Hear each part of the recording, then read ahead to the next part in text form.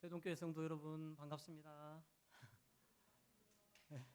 뭐 박수까지 치세요. 저는 우리 대동교회가 저 건너편에 처음에 있었거든요.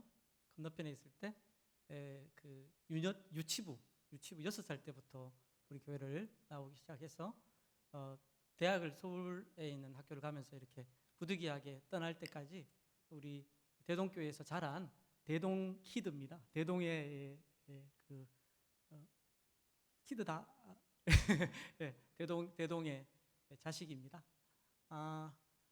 그 모교에서 이렇게 말씀을 전할 수 있다는 것은 목회자로서 큰 영광이고 기쁨입니다. 이런 귀한 기회를 허락해 주신 우리 이동관 목사님과 당회 또 교회 성도님들께 감사를 드립니다. 저는 주로 백석대학교 신학대학원 신학생들을 주로 가르치고요. 전문대학원에서 석박사과정 학생들도 가르치긴 합니다.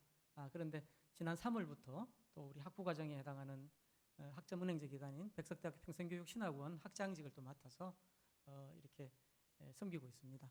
여러분 혹시 기억나시면 제가 자랄 때 우리 어르신들의 기도로 자랐듯이 혹시 기억나시면 저에게도 기도에 한 소금이라도 나눠주시면 제가 힘차게 사역하는데 아마 큰 힘이 될 것 같습니다. 말씀 전할 수 있어서 너무 감사합니다. 회개와 용서는 마치 손바닥의 이 양면과 같습니다. 손바닥의 양면이 이렇게 붙어 있어서 뗄 수 없듯이 회개하고 용서는 거의 붙어 다닙니다. 그런데 붙어 다니지만 같은 게 아니에요. 회개는 우리가 하나님께 드리는 게 회개입니다. 그렇게 하나님께 회개하면서 용서받아가지고 그 하나님께 받은 용서를 우리 입장에서 보면은 하나님께 드리는 것은 회개고 우리 다른 사람들에게 나누는 것이 용서입니다.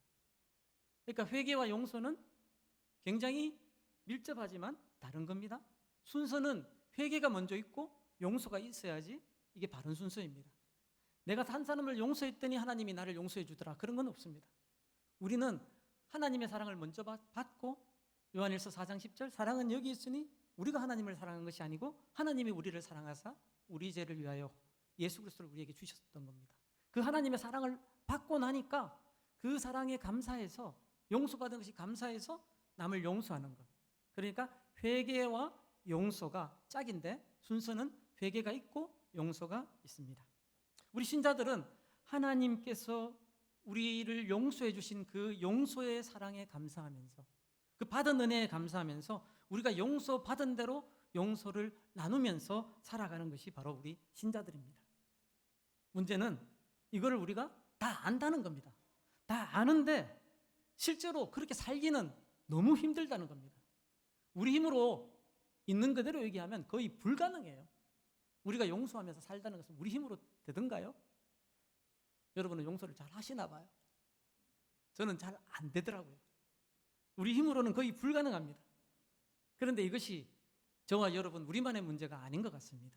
왜냐하면 오늘 말씀 본문에서 예수님은 비유를 통해서 우리가 용서하는 수준이 얼마나 낮은지 보여주시고 그럼에도 우리가 용서하면서 어떻게 살아야 하는지를 또 말씀해 주십니다.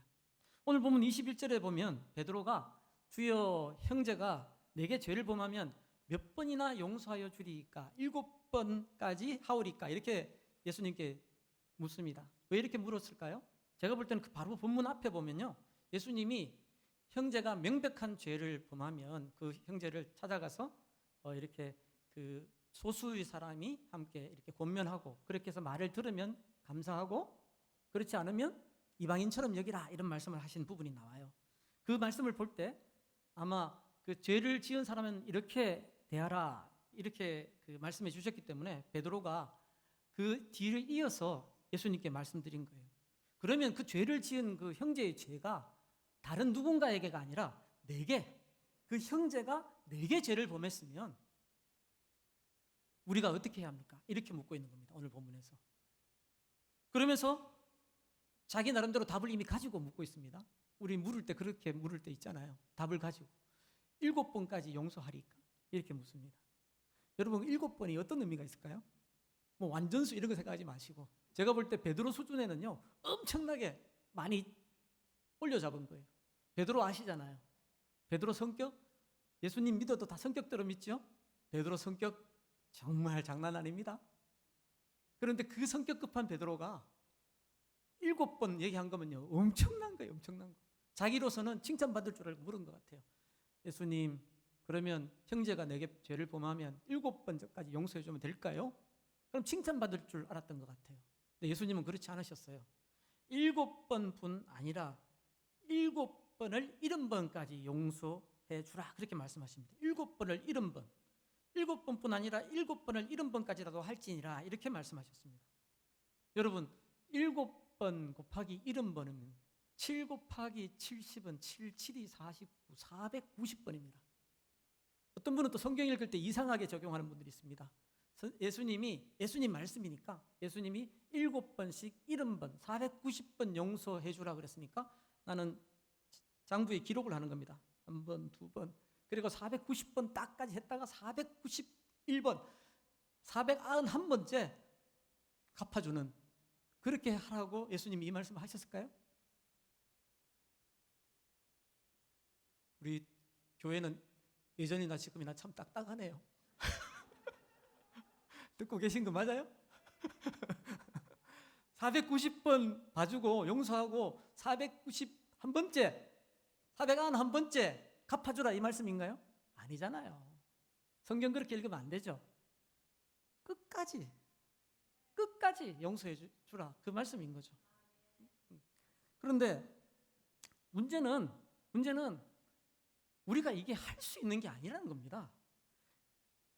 490번은 고사하고 7번도 엄청나게 많은 거 아니에요? 그래서 오죽하면 삼진아웃자 이런 게 나올까요? 삼진아웃이 아니라 사실 저와 여러분은 한 번 용서하기도 힘든 사람들인지 몰라요. 저는 그래요. 여러분은 용서 잘 하시는 것 같은데 저는 한 번 용서하기도 힘들어요. 그런데 우리 수준을 이런 수준을 너무 잘 아시니까 주님께서 비유를 말씀해 주십니다. 우리를 깨닫게 하시려고. 23절에 보면요. 천국은 그 종들과 결산하려 하던 어떤 임금과 같으니 그렇게 말씀하십니다. 천국 하나님의 나라의 원리는 이렇다고 말씀하시는 겁니다. 임금님께 빚진 자 하나를 데려왔는데 이 사람의 별명이 뭐냐면요. 만달란트 빚진 자입니다. 만달란트 빚진 자. 오늘 설교 제목이기도 한데요. 여러분 만달란트가 상상이 안 되니까 이게 여러분들이 지금 별로 감이 없는 것 같아요. 네, 마스크를 쓰고 계셔가지고 잘 모르겠는데 눈빛만 봐도 여러분 지금 몽롱하게 있는 것 같아요. 지금 감을 못 잡아요. 이 만달란트가 도대체 얼마인지를 지금 전혀 모르고 계신 것 같아요.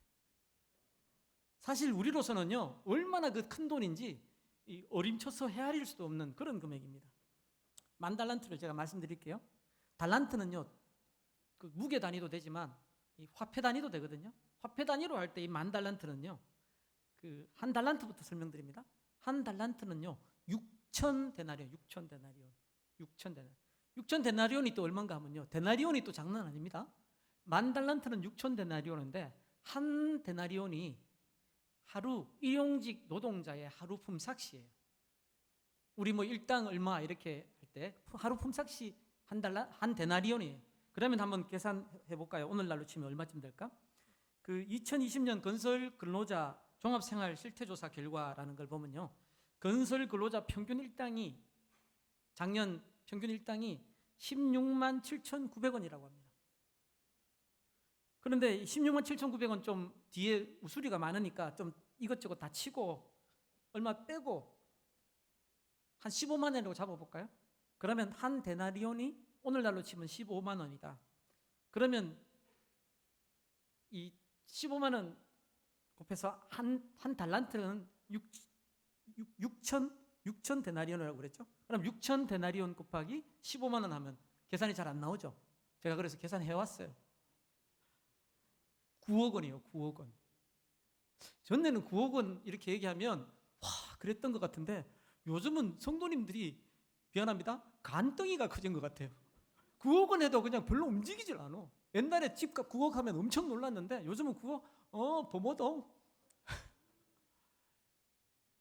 다들 우리가 그냥 인플레이션 때문에 그 거품 때문에 다들 그냥 별 감각이 없는 것 같아. 자, 그럼 9억 원까지 내가 봐드릴게. 그러면 한 달란트가 9억 원이면 만 달란트는 얼마인지 아세요? 만을 곱하시면 돼요. 9억 원에. 계산이 안 나옵니다. 계산해 보니까 9조 원이에요. 9조 원. 어느 나라 예산도 아니고 9조 원. 와, 거의 무한대의 빚입니다. 이건요, 인간으로서는 갚을 수 없는 돈입니다. 여러분, 9조 원을 나라가 갚는 것도 아니고 한 개인이 9조 원을 빚졌다? 이건 있을 수 없는 일이죠.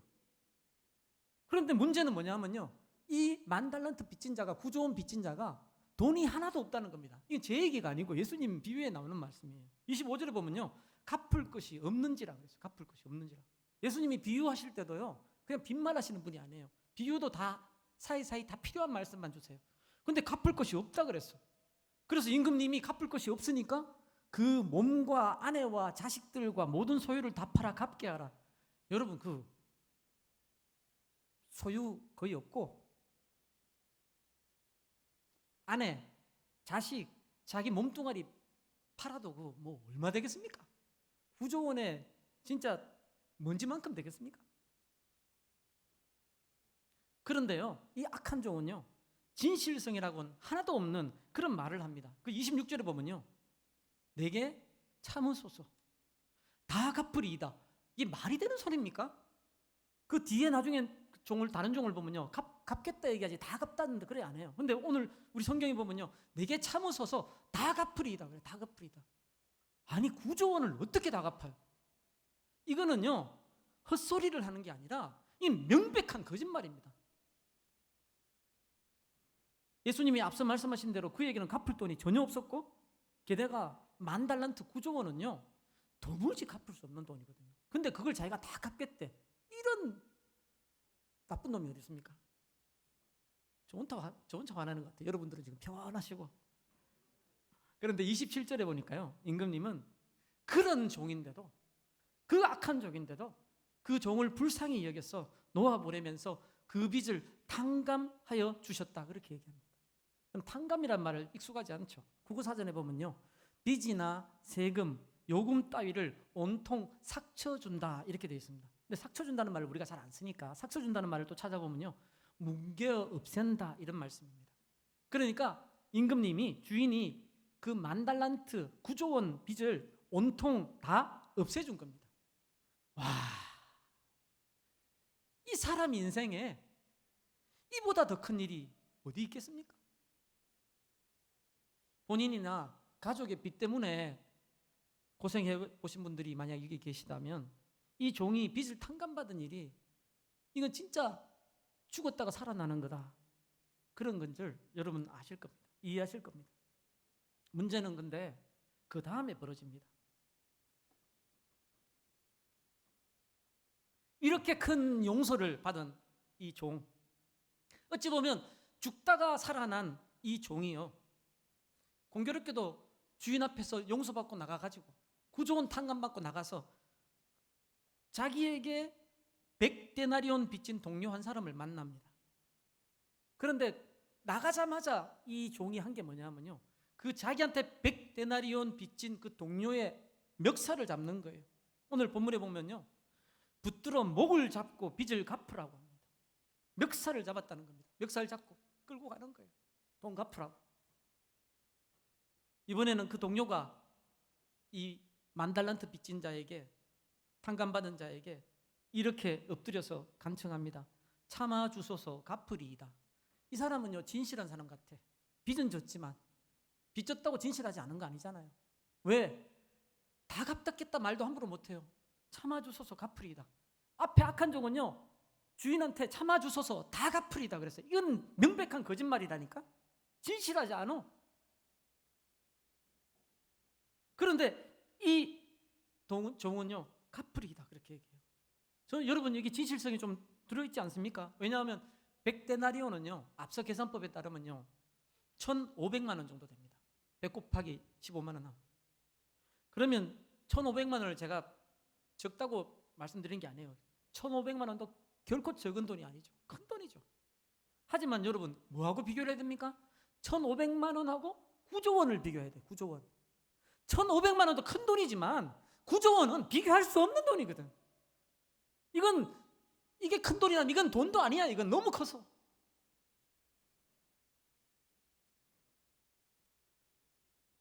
그러니까 1,500만 원 빚진 걸 갚겠다고 하는 이 종은요, 어떤 면에서는 좀 진실성이 있는 답을 하는 거예요. 자기가 한 1년, 2년 먹을 거 좀 덜 먹으면서 해가지고 갚을 생각으로 이렇게 말할 수 있는 거예요. 하지만 이런 진실성 있는 이 동료의 간구를요, 10,000달란트 탕감받은 자는 어떻게 했습니까? 그 간구를 허락하지 않고 그가 빚을 갚을 때까지 옥에 가두어 버렸다, 그렇게 얘기합니다. 이렇게 되니까 그걸 보고 있던 옆에 이 동료들이 분통이 터졌습니다. 여러분, 지금 예배 때 예배 드리니까 그렇지, 여러분 너무 지금 얼굴이 평온해요. 이러면 안 돼요. 분통같이 터져야 되는 거예요. 지금 나와 같이 드라마 보면서는 분통 터지면서 말씀 들으면서 분통이 안 터지네. 분통이 터져야 맞는 거예요. 이 동료들이 분통이 터져서 몹시 딱하게 얘기해요. 누구? 그 백대 내려온 빚진 그 종을 불쌍히 해가지고 주인에게 가서 그 일을 얘기한 거예요. 주인님이 이렇게. 그러니까 주인이 다시 10,000달란트 탕감해줬던 그 종을 불렀습니다. 악한 종아, 네가 빌기에 내가 네 빚을 전부 탕감하여 주었거늘 내가 너를 불쌍히 여김같이 너도 네 동료를 불쌍히 여김이 마땅하지 아니하냐. 크게 노한 주인이 10,000달란트를 다 갚도록 그를 옥졸들에게 넘겼다고 그렇게 말씀하십니다. 이제 비유는 끝났습니다. 그리고 예수님이 말씀하십니다. 너희가 각각 마음으로부터 형제를 용서하지 아니하면 나의 하늘 아버지께서도 너희에게 이와 같이 하시리라, 이렇게 말씀하십니다. 오늘 설교 제목은요, 10,000달란트 빚진 자입니다. 제가 그냥 설교 제목을 잡은 게 아니죠. 성경 구절에 나오지만 10,000달란트 탕감받은 자가 아니라 10,000달란트 빚진 자입니다. 차이가 뭔가요? 10,000달란트 탕감받은 자는요, 이미 다 자기 빚이 없어졌기 때문에 마음대로 사는 거예요. 이놈처럼. 하지만 10,000달란트 빚진 사람은요, 탕감받았지만 자기가 마음에 이 10,000달란트의 이 은혜를 받은 것을 기억하면서 살면서 자기도 그 용서를 베풀면서 빚을 탕감해주면서 살아가는 겁니다. 다르죠? 10,000달란트 탕감받은 자가 아니라 10,000달란트 빚진 자인 겁니다. 예수님 비유 중에 이 10,000달란트 탕감받은 자가 누구입니까? 바로 저와 여러분입니다.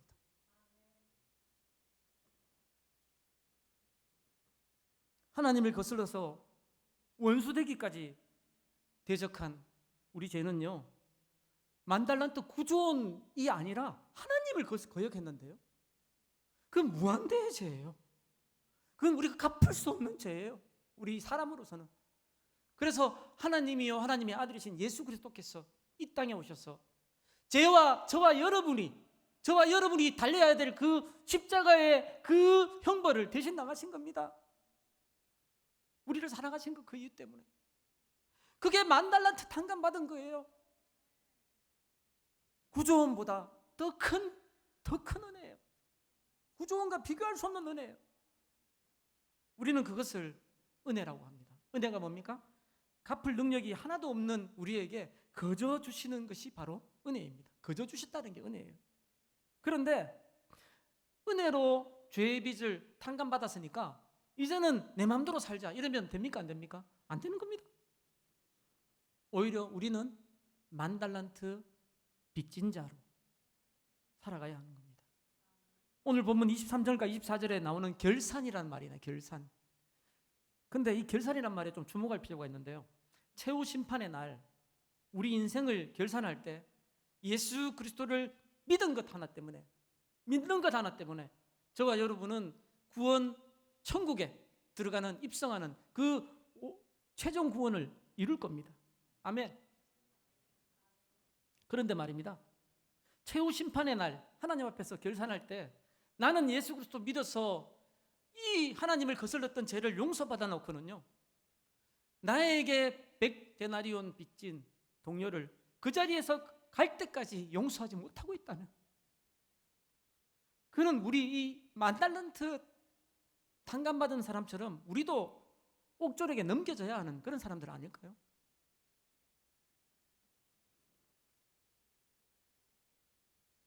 마지막 날 주님 앞에서 결산할 때 우리 자신이 부끄럽지 않기 위해서는 물론이고요, 또한 우리가 이 세상에서 살아가면서도요, 우리는 구원의 즐거움을 누리기 위해서라도 다른 사람을 용서해야만 합니다. 여러분, 혹시 용서가 안 되는 사람이 있어서 마음의 응어리를 가지고 살고 계신 분 계세요? 그런데 그렇게 용서를 안 하고 있으면 누가 힘듭니까? 그 사람보다 내가 더 힘들어. 용서를 안 하고 있으면요, 그 사람보다 내가 더 힘들어. 용서 안에서 내가 화병이 생길 수도 있어요. 적어도 예수 믿는 사람이라면 그래요. 예수 안 믿는 사람은 상관없어. 양심이 없으니까. 하지만 예수 그리스도를 믿어서 거듭난 우리 양심은요, 용서를 하지 않고 있으면 내가 힘들어. 이게 정상이에요. 구원받았다고 하는데 구원의 즐거움이 없어. 용서를 못하니까, 용서를 하지 않으니까. 내가 살기 위해서라도 용서해야 하는 겁니다. 그런데요, 예수님 비유에서 이 10,000달란트 빚진 자에게 100데나리온을 빚진 이 사람은요, 그의 동료라고 나옵니다. 동료 비유에.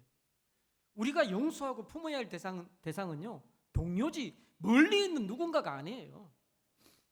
바로 우리 옆에 있는 사람일 경우가 이게 너무 많습니다.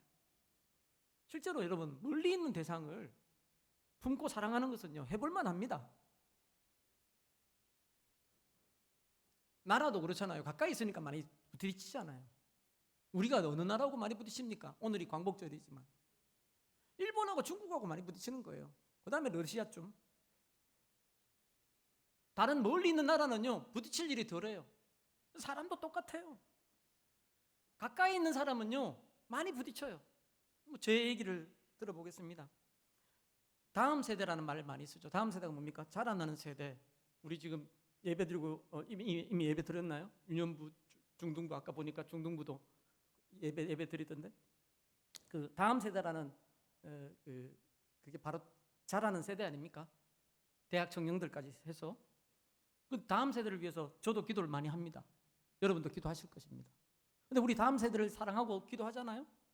그런데 저도 그렇게 기도하지만 제 수업을 듣는 학생도 다음 세대잖아요. 제 제자니까. 나이로 보나 뭐로 보나. 그런데 다음 세대는 사랑할 수 있는데 제 수업에 들어와가지고 딴짓하고 있는 인간은 사랑할 수가 없어. 지금은 뭐 대면 수업을 못하니까 비대면으로 녹화해서 하니까, 혹은 구글 미트나 줌 수업을 하니까 그런 경우를 좀 덜 보는데, 한 5, 60명 수업 듣는데 그 뒤에도 아니야. 뒤에서 안 보이면 오히려 낫지. 그 앞에 앉아가지고 딴짓하고 수업은 안 듣고. 와, 그러면요, 제가 목사고요, 신학 교수지만 진짜 어떨 때는 다음 세대는 사랑할 수 있지만 내 수업에 와가지고 깔짝깔짝거리는 그 인간은 용서가 안 돼요. 여러분들은 성인이네. 보니까 다 얼굴이 그냥 저를 아주 우습게 생각하시네. 여러분 안 그러신가 봐요. 저는 그래요. 멀리 있는 대상이 아니라 옆에 있는 사람을 사랑하기가 힘든 겁니다. 용서하기가 힘든 겁니다. 직장에서도 마찬가지죠. 가끔 보는 거래처 사람이야 거래 때문에 다투고 싸울 수 있지만 부딪힐 일이 적어요. 함께 일하는 사람이 그게 상사든 부하 직원이든 동료든 힘든 거예요. 가정은 안 그렇습니까? 가정도 마찬가지죠. 가정에서 예를 들어서 누구하고 부딪혀요? 옆집 아들이나 딸하고 제가 화낼 일이 있습니까? 부딪히는 내 자식이고 부딪히는 나의 부모님이에요. 부부간에 다투고. 고개 끄덕여 주시는 분들이 몇 분 계셔서 제가 힘이 좀 나네요. 딴 세계 산 분들 같아, 자기들은. 저는 가까이 있는 사람이 힘들어요, 사랑하기가. 그거는 교회도 마찬가지. 여러분, 다른 교회 교인 사랑하기는 얼마나 쉽습니까? 볼 일이 별로 없거든요. 근데 우리 교회의 교인, 그것도 나하고 같은 부서에서 봉사하는 성도는요, 사랑하기가 너무 힘들어요. 아이고, 저 인간 저거.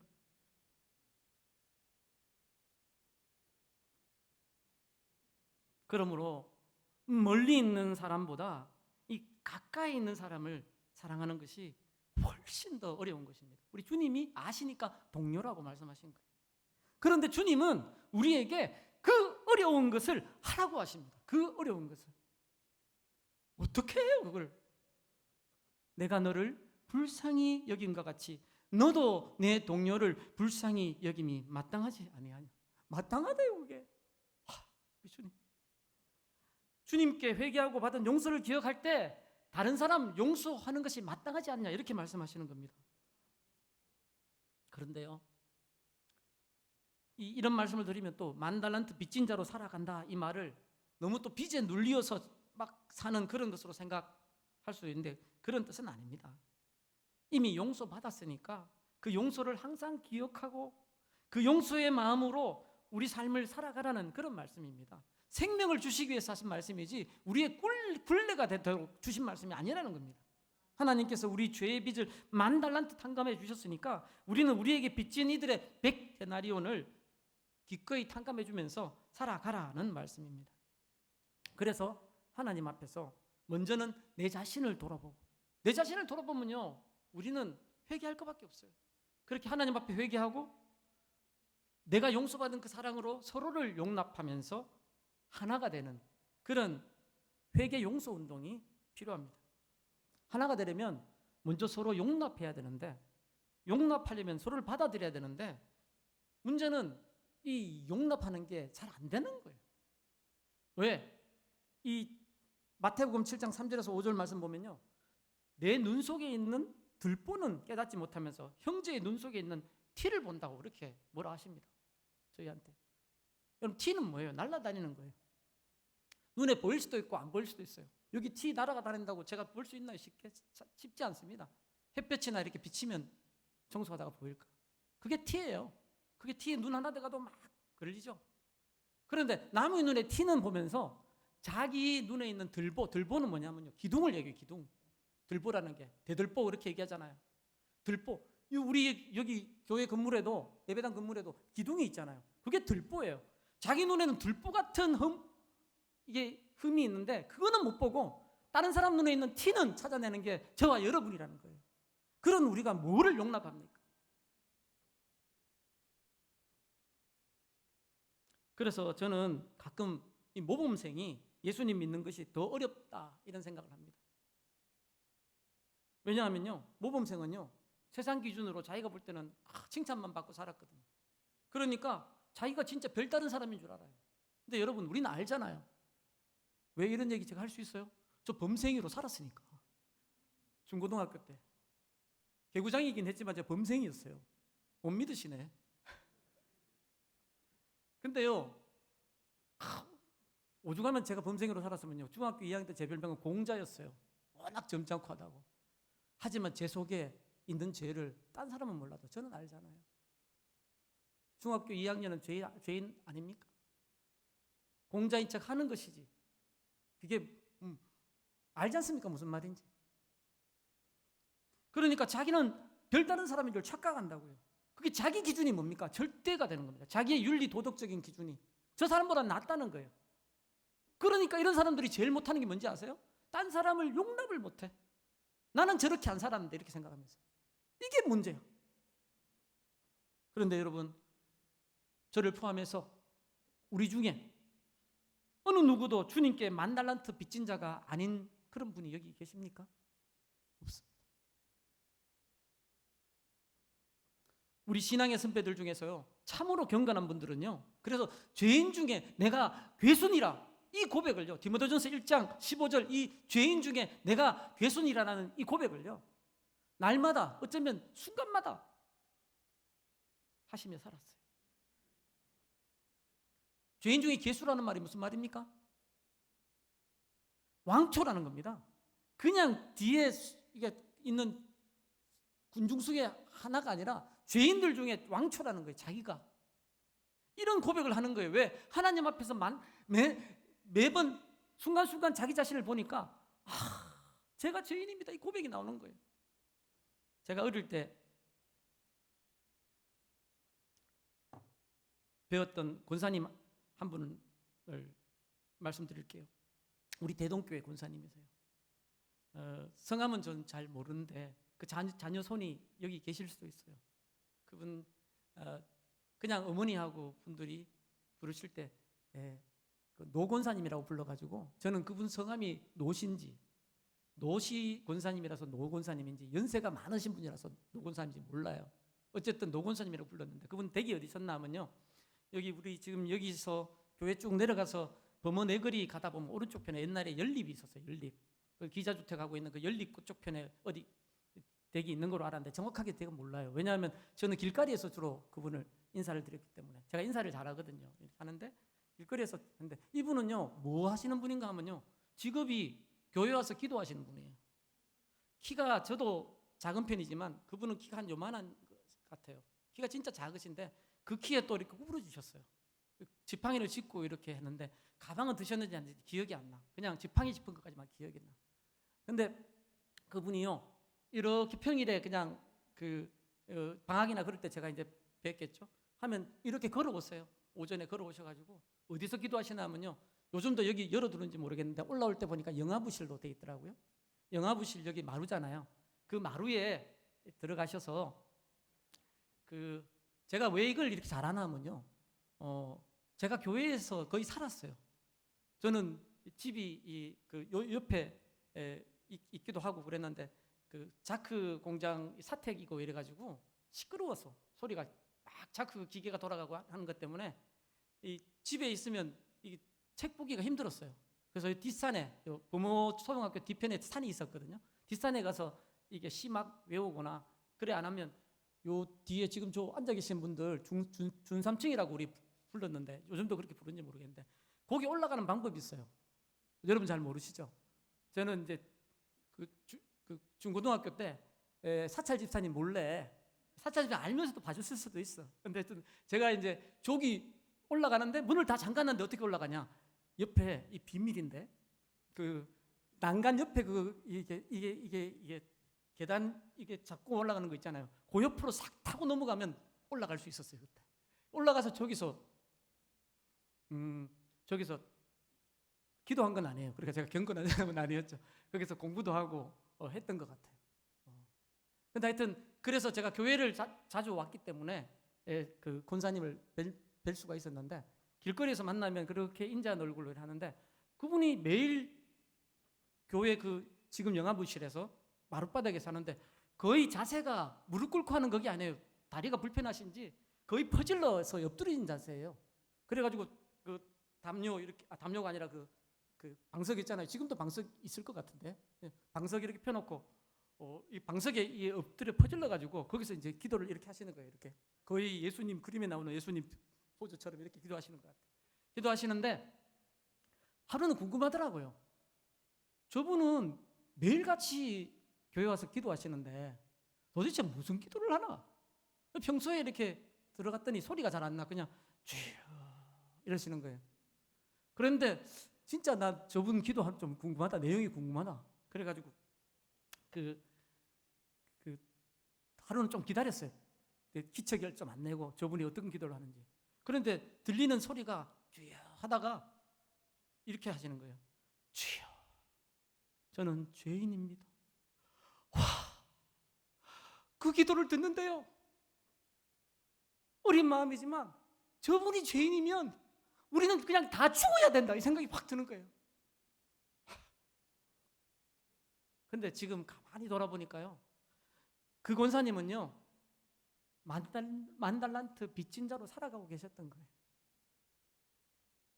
그렇게 맨날 기도만 하시는 분이 뭐 그래 죄질 기회도 시간도 없을 텐데 뭐 주님 앞에서 그렇게 죄인입니다. 그렇게 기도를 하시니까 내가 죄인이라고 고백이 나오는 겁니다. 우리 자신이, 저와 여러분, 우리 자신이 내 옆에 있는 동료보다 뭐가 그렇게 낫습니까? 뭐가 그렇게 잘났습니까? 뭐가 그렇게 의롭습니까? 다른 사람은 몰라도 나는 알잖아요. 내가 얼마나 추하고 내가 얼마나 악한지 나는 알잖아요.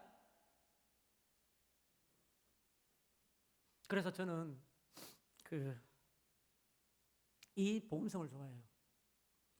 치지 마세요. 음정을 못 맞춰요. 그러니까 치지 마세요. 나의 이따 우리 뒤에 찬송할 거예요. 나의 모든 행실을 주여 기억 마시고 바른 길로 인도하소서.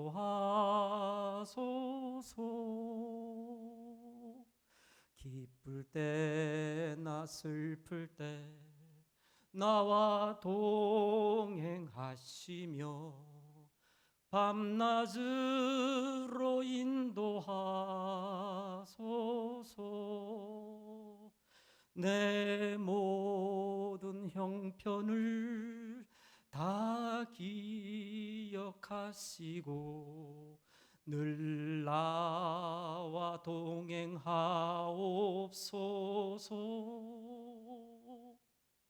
나의 생명 주 앞에 남김없이 드리니 주여 나를 지켜주소서. 제가요 이 찬송을 너무 좋아해서 청년 때도 많이 불렀지만 지금도 자주 불러요. 그래서 처음에 이제 이 찬송을 외워서 부르고 싶은데 자꾸 가사가 헷갈리는 거예요. 그래서 왜 헷갈리나 가만히 가사를 제가 분석을 했죠. 분석을 했더니 이 이유가요, 가사가 어떤 데는 기억하지 마시고 그러고 어떤 데는 또 기억해 달라고 이렇게 가사가 왔다 갔다 하는 거예요. 이 노래를 지은 사람이 왜 이렇게 지었을까? 처음에는 좀 속이 상하더라고요. 좀 쉽게 그냥 하나로 통일하든지 기억 마시고로 통일하든지 기억하시고로 통일하든지. 그러고 나서 가만히 보니까요, 내 행실은 기억하지 마시고 내 형편은 기억해 주시고. 여러분, 우리 기도할 때 그렇게 기도하지 않습니까? 하나님, 제 형편 아시지 않습니까? 그런데 행위가 나오면 어떻게 합니까? 내 행실을 기억해 달라고 기도하는 그런 교만한 사람이 있습니까? 아무도 없을 거예요. 찬양 가사 너무 맞는 거예요. 행실은 기억하지 마시고 제 형편은 기억해 주십시오. 왜? 제가 행한 것은 죄뿐이니 주님 다 잊어주시고 바른 길로 인도해 주십시오. 이 가슴을 담아서 부르는 찬양인 거죠.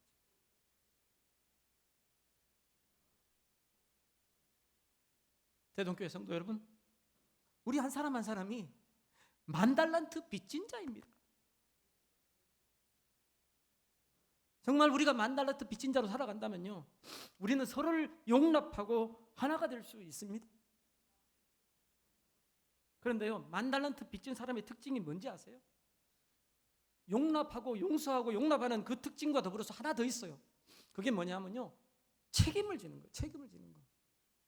좀 전에 말씀드린 자기가 의롭다고 생각하는 사람의 특징 중에 하나는요, 자기는 잘못한 게 하나도 없어. 맨날 문제 있으면 남이 잘못했대. 자기는 잘못한 게 없어. 그런데요, 10,000달란트 빚진 자로 살아가는 그런 사람은요, 문제가 있을 때 내가 저질러서 그런 게 아니라 남이 먼저 시작해서 그런 거라도 제가 잘못했습니다. 제가 잘못했습니다. 책임을 집니다. 어쩌면 이런 분들이 계셨기 때문에 대동교회가 지금까지 성장하고 발전할 수 있었다고 저는 믿습니다. 대동교회 성도 여러분, 모두가 10,000달란트 빚진 자로 살아간다면 혹시 교회 안에 문제가 있고 작은 허물이나 일이 터졌을 때 다른 누구에게 탓돌림하는 게 아니라 어느 집사, 어느 권사님이, 어느 장로님이 그랬다가 아니라 내가 책임지는 그런 성도들이 되시리라 저는 믿습니다. 성도 여러분, 하나님은 여러분을 이 대동교회에서, 우리 대동교회에서 함께 살아가도록 하나로 묶어주셨습니다. 우리 교회, 대동교회는요, 여러분이 함께 세워가야 할 몸 대신 주님의 교회입니다. 아멘. 회개 용서 가운데, 회개 용서 운동 가운데 매일 순간순간을 만 달란트 빚진 자로 살아가면서 주님이 내 곁에 주신 동료를 기꺼이 용납하고, 교회에 혹시 우리가 원치 않는 어려움과 분란이나 문제가 있을 때 그것이 남의 탓이라고 생각하지 말고 내가 먼저 책임지는 주님 사랑으로 하나된 대동교회를 이루시는 모든 성도님들 되시기를 주님의 이름으로 축원합니다.